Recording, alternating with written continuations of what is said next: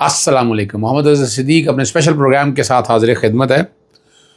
بہت سی چیزوں کی بڑی ڈسکشن ہو رہی ہے. ایک جسٹس سید منصور علی شاہ صاحب کا جو فیصلہ آیا اور عمران خان صاحب کیا بیرسٹر گوہر سے ناراض ہیں اور غزہ کے معاملے میں ہم نے کیا کچھ کیا ہے.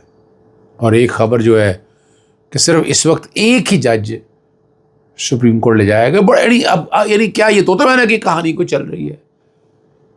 یعنی آپ بتائیں ذرا، یعنی کیا اب ذرا کارکردگی بھی چیک کر لیں آپ ذرا کوٹوں کی. چلیں پہلی بات جو ہے نا، یہ خبر میری نہیں ہے، نصرت جاوید نے یہ خبر دی ہے. انہوں نے کہا کہ عمران خان بیرسٹر گوہر سے بہت زیادہ ناراض ہوئے کہ ابھی تک عالیہ حمزہ کا نوٹیفیکیشن کیوں نہیں جاری کیا.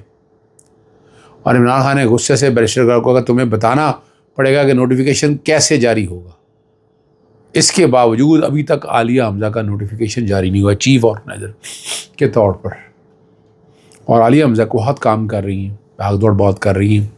میں کسی سیاسی قیادت پہ نہیں، محمد احمد خان بچر نے بڑا کام کیا، باقی سب لوگوں نے بہت کام کیا ہے، لیکن جس طرح کام ہونا چاہیے شاید اس طرح نہیں ہو پایا.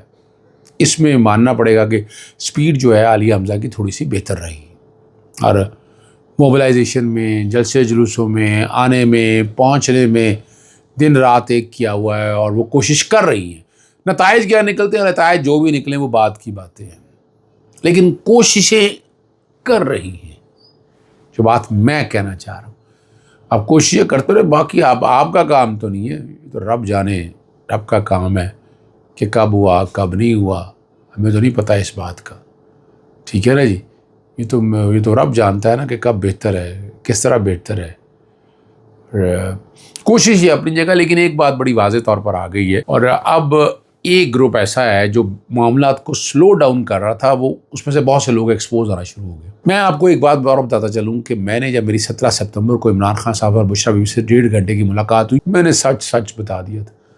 میں نام نہیں لینا چاہتا، میں نے ہر کردار کے بارے میں بات کی تھی کہ کون کیا ہے، کس طرح کر رہا ہے، کیوں معاملات ہم نہیں اٹھائے گئے عدالتوں کے اندر. آج بھی بتا دیا، عدالتوں میں بہت سے اہم معاملے ہیں جو پاکستان تحریک انصاف کو لے کے آنے چاہیے تھے، نہیں لے کر آئے.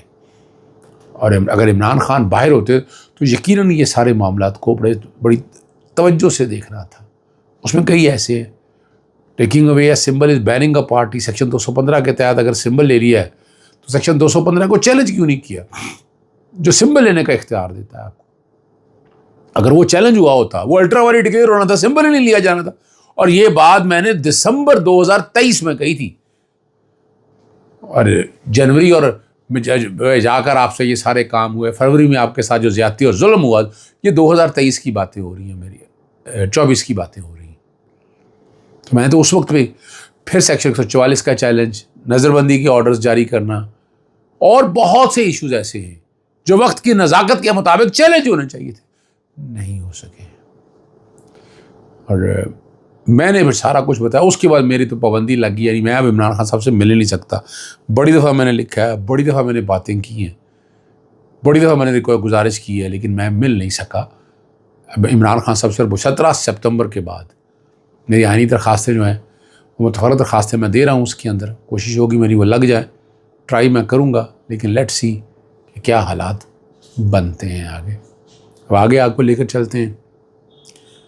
اسلام آباد میں غزہ بچاؤ مارچ کے شروع کا اور پولیس کا لاٹھی چارج ہوا، اور یہ لاٹھی چارج اسلامی جمہوریہ پاکستان کے دارالحکومت میں ہو رہا ہے. اس سے پہلے بھی باتیں بڑی کر رہے تھے، عمران خان پہ کہہ رہے تھے کہ اسرائیل پہ بات نہیں کر رہے، غزہ کے مسئلے میں بول رہے. اور دوسری طرف مشتاق غنی صاحب آپ کے سامنے بڑی کوششیں کرتے رہے اور ان کے شرکا کا جرم کہ فلسطین کے پرچم کیوں بلند کیے.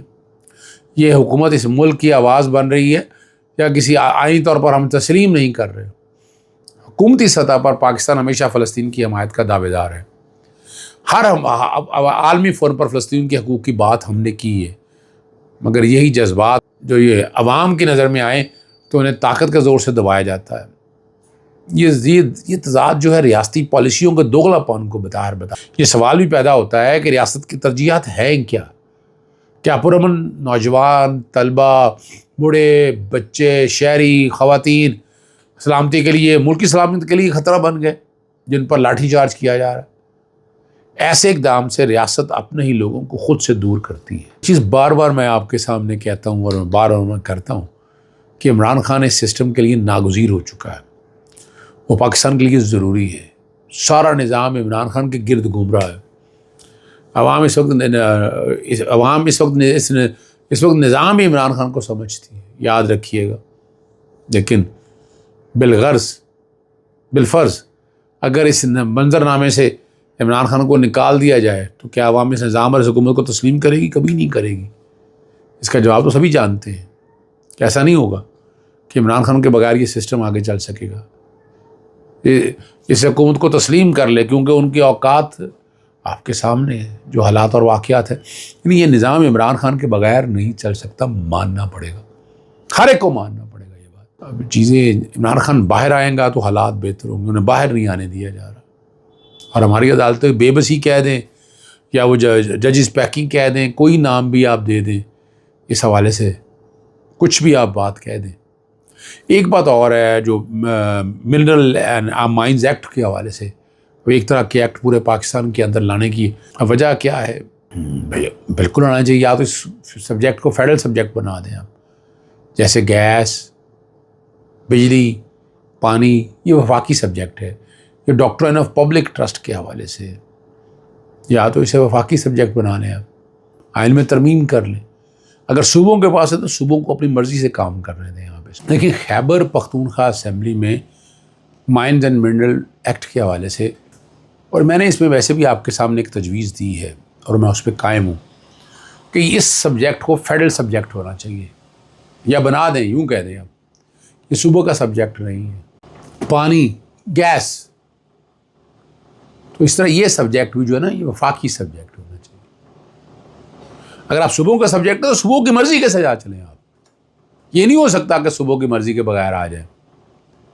اور اس پہ گور نے بھی بات اپنی جگہ کی ہے، لیکن خیبر پختونخوا اسمبلی میں بل پیش کیا جا چکا ہے، ٹھیک ہے جی، اور اس پر بحث جاری ہے. اور پاکستان تحریک انصاف کی سیاسی کمیٹی کی اعلامیہ کے مطابق بل جو ہے عمران خان کے ایجنڈے، منشور، بیانیے اور عوامی امنگوں کے عین مطابق ہوگا. اور بل کی منظوری عمران خان سے تفصیلی مشاورت، باقاعدہ اجازت اور اعتماد میں لینے کے بعد یہ اسمبلی سے منظور کرایا جائے گا. اور یہ بات بیرسٹر گوہر نے بتائی ہے اور رضامندی سے مشروط کر دیا. لوگ تو سوال اٹھائیں گے یار، اٹھاتے رہیں گے لوگ سوال. یعنی یہ بڑا ٹیکنیکل ہے، اس پر گرینڈ ڈیبیٹ ہو سکتی ہے، ڈسکشن ہو سکتی ہے.